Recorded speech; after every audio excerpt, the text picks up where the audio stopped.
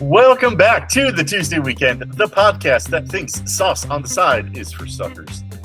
All right, I do have one story of modifications that I want to share because it was one of the most wonderful things that happened on a very busy day that otherwise was not good. But it was I have all kinds of questions about this. Go ahead. It was the 4th of July weekend. I was working at that point. It was the very busy kind of burger and salad, pizza kind of joint. And we were just getting slammed. And a ticket comes in for a 4-top with 4 cheeseburgers, all mid-rare, on a busy day where everything there seemed to be modded to hell.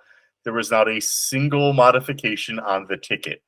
So I joked to Chef, "Hey, Chef, we should send these guys a round of beer as a thank you." And Chef looks at the ticket, says, and calls over the bartender. And now I have, on several occasions, bought the kitchen staff a round of beers as a customer when I've been really impressed and I wanted to thank them. This is the only time I think I have ever seen the kitchen send a table a round of beers as a thank you. And to the 4 guys who are out there, I don't know who you are, but keep doing what you do. I do this a lot. I'll go into a restaurant bar or something like that. And I mean, the places I drink at a lot of craft cocktail places, they're working a lot. Every drink is like anywhere from 5 to 9 ingredients. There's muddling, there's mixing, there's different glasses, different ices, everything like that. I'll sit down on these places and they're slammed. I'm just like, yeah, what can I get you? And I'm just like, rye on a rock. I'm like, thank you. And just, there's a big rock. There's a whole bunch of rye and like, here. They just pour it right there and walk away because they know I don't need a big specialized production of a drink, and they can get back to taking care of the other people who are trying to modify all these productions. They do that a lot. Well, we'll assess the situation and try to make it as easy as possible for our fellow industry people, Like, if I was in that type of situation, I'd be like, cool, give me a beer. That's all I want. Like, I'm not going to bog you down with 10,000 things. I'm going to look at the menu. I'm going to decide what I want. Oh, this appetizer looks good. And I'm going to sit there with my beer and appetizer and just chill. When I was in Park City, for a few of those years, I lived just above Main Street, and the walk from home to the bus station past Java Cow, which I grew to love. Yes. And love to our baristas out there. Yeah, baristas, you keep us going. We love you. And on a slower morning, sure, I would go in there, and I like a mocha. I like espresso and chocolate. And when it was slow, I would do that. If I come up and I'm the second person in line and there's no one behind me, sure. Sundance, I would walk in with my reusable travel mug. And there was one time, Victor, who I'm not sure if he is even in Park City anymore, but my favorite barista saw me at the end. The line went out to the door and saw me at the end of the line, walks over, takes my mug, but just regular coffee, fills it, hands it back to me. He's like, see you tomorrow. And I was out the door. And because, I mean, when I have that huge ass line, first of all, even if I had ordered, it would have just been drip coffee, because I'm not going to try to waste your time right now because you're busy. I mean, it's so situational. So do you feel like in certain circumstances, our regulars really help us out in these busy situations? Like if somebody comes to your bar, Nick, and they're a regular, you're like, I already know what you want. Yep. And we really appreciate that, because like they come, they enjoy our service, they enjoy our food, they enjoy our cocktails, and they can assess the situation. If Nick's not at the bar, I'm betting this regular's like, maybe I'm not eating there tonight. But like it's a situation where it's like, oh, you see this person, they always order the same thing, or they always get like a couple of the same things, and you're busy. And they're like, oh, you're busy, I understand this. Here's the simplest item that I usually order. And you're like, thank you. Our regulars really mean a lot to us. Or if it's any more complicated than that, I will usually say something like, when you can get to it, or no rush, but can you, and really make it known that I know this is not the highest priority for you right now. Yeah, that works as a regular. It's when people say that and you've never met them, it really irritates me. It's like, hey, can I get an IPA? Sure. No rush. And I'm like, you want to wait 45 minutes for it? Oh, No, cool. and Yeah, I'm like, exactly. Then I'm going to go here. take my break. And I'm like, you're not there. You're the only person sitting at the bar.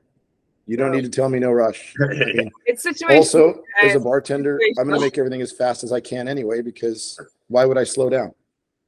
Yeah, I mean, it's all situational. well, but if I know that the server's got other things going on and there is some small thing that I don't immediately need, I do try to do that. You know, oh, sorry, I need to ask you for one more thing, but I don't need it this very moment. Fair enough. Try to make My favorite is when they ask for a burger with no tomato, and then do you want ketchup with the fries? Yes. And I'm like, okay, that's interesting. Don't get that. And it's like, so you don't like tomatoes, but you like ketchup. Cool. Yeah, well, people like sweet sauces and not like savory tomatoes is really what that is. Yeah. There's no sugar in tomatoes. No, there isn't. There's a shit ton of sugar in ketchup. Yes. When it comes to certain modifications, sometimes that becomes hard for the servers to bring out, because if you start asking for everything on the side, like not touching, like, I need a separate plate for this, I need a separate plate for this. I've done that on a Cobb salad. Yep. I ordered a Cobb horrible. salad, everything on the side, and I'm like, okay, and like brought another table over and a tray of just her salad. Yep.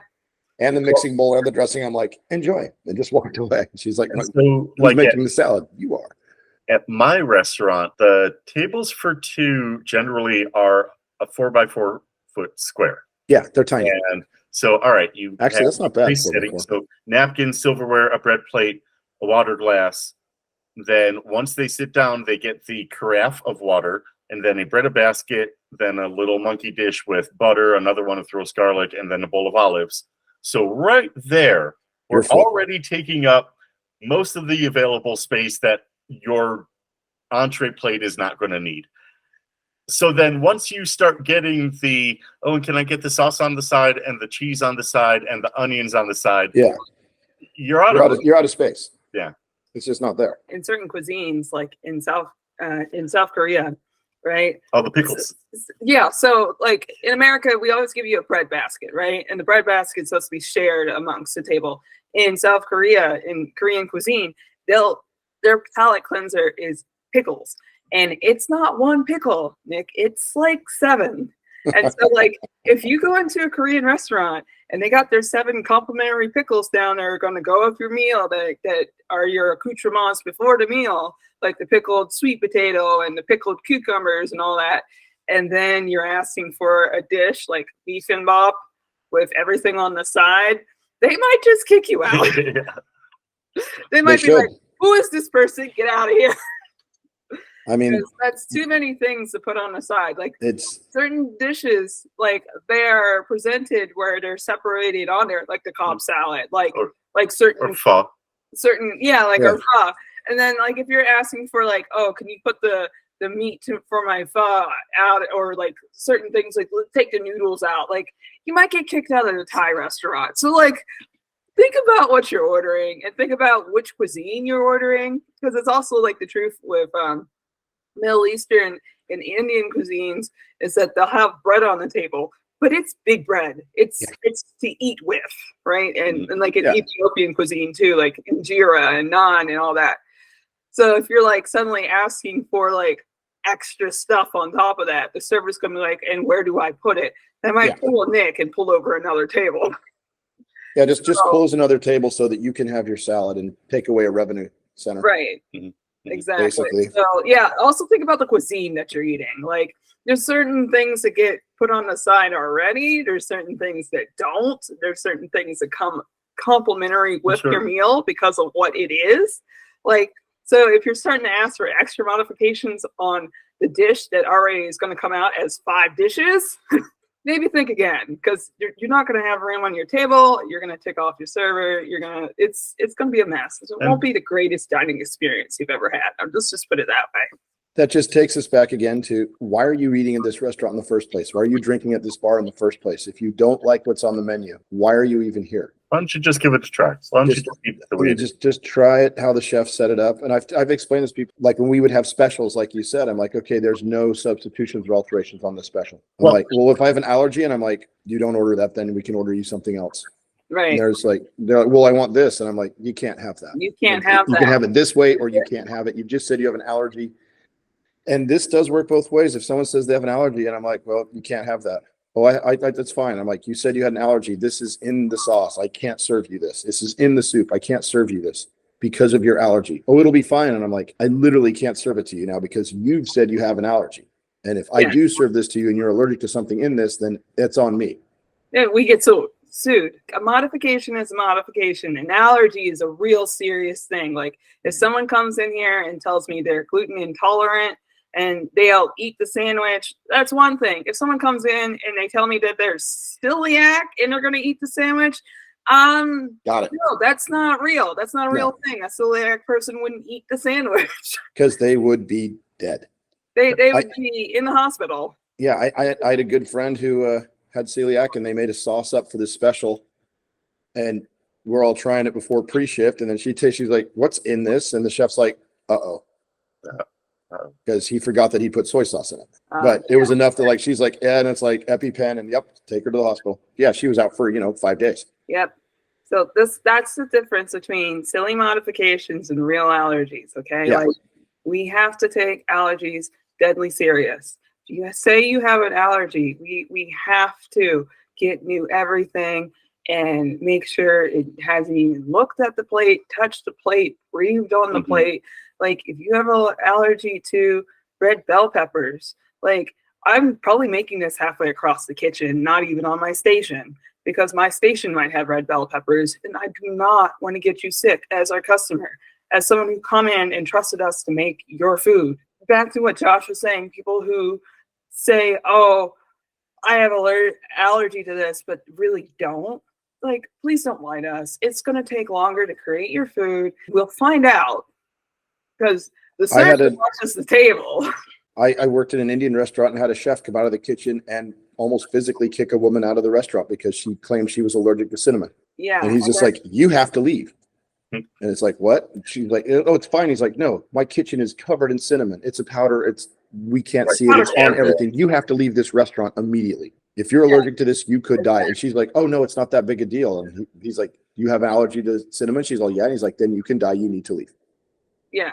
It's a serious business. So we don't know how much is too much. Yeah. So the best way of practice for a lot of cooks and chefs is to have none in the dish. So it's like, oh, I'm okay with a little bit. That's not okay.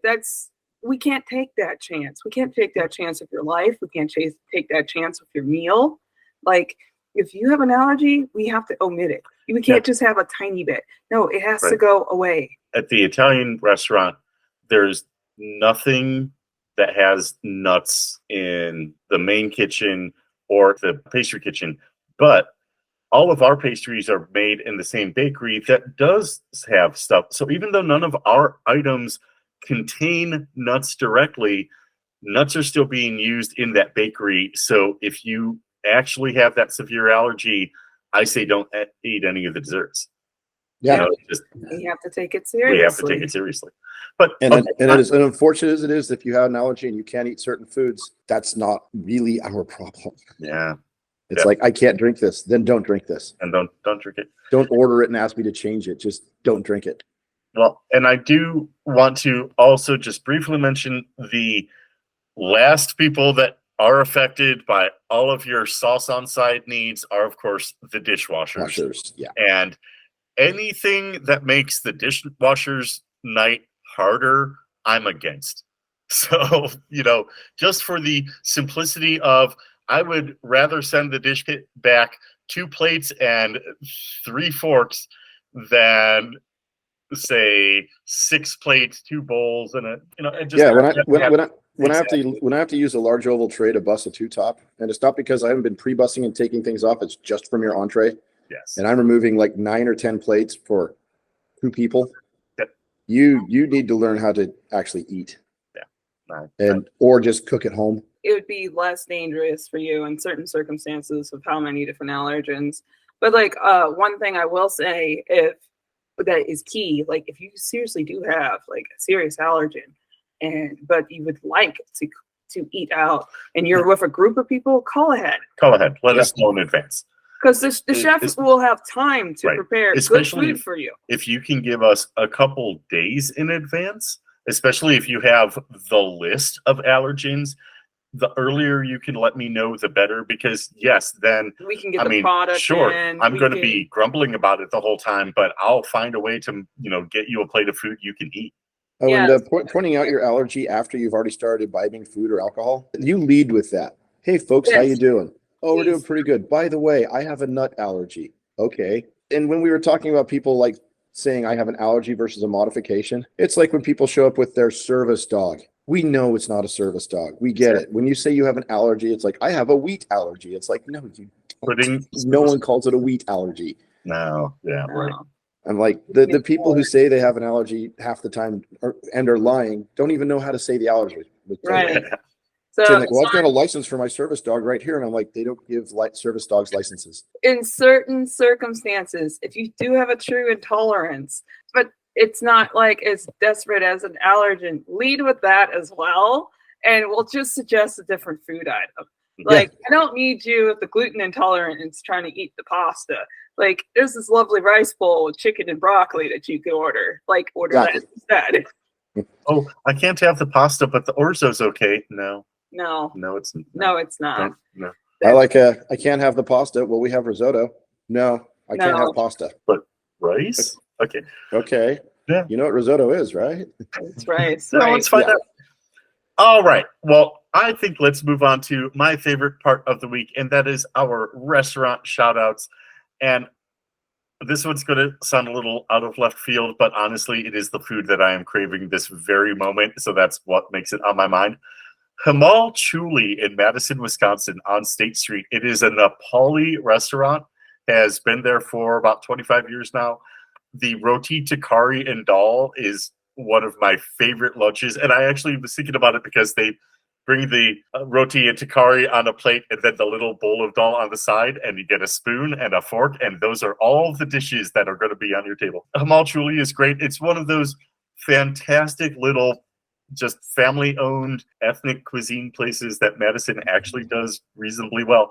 And yeah, I'm always for finding those spots. And anytime I'm in Madison for lunch, it's either there or I wind up at the Great Dane. But anyway, Nick, do you have a restaurant you would like to shout out? So Native New Yorker is the place that kind of started me on chicken wings all the way back in college. They're now called Native. They're still in Arizona, but they are not remotely close to what they were back then. So I'd like to call it Wing Coop in Salt Lake City, Utah. There's 2 locations. They have won numerous awards for buffalo wings and their sauces, and they have about 40 sauces, all you people who like to choose. And no, don't order 10 sauces on the side for 6 wings. They won't do that. They will tell you flat out, we don't do that. We will if you want to pay $3 for every cup of sauce. There you go. But their wings are just fantastic. Every time I've gone back to Salt Lake since I've moved to San Diego, I've gone there every single time. I've begged them to put one out here because San Diego does not have very good wings. I mean, their best wings are just bar wings at best. They're just, Frank's Red Hot, some butter, which is great for basic and all that, but there's no creativity. They usually undercook them, which I hate. Jeez. But no, Wing Coop is fantastic. Strongly recommend going there. There's one downtown and there's one up in Olympus Cove for anyone who's in Utah. All right, Denen. Did you call out Big Shakes? Yes, I did. All You right. can again though. That was like episode 2. Okay, I'm gonna call out Tupelo Honey in There you go. the Nashville Franklin area. It's really delicious Southern American style food that they do a little bit more upscale. Their interior is gorgeous, and their fried chicken is pretty damn good if you ask me.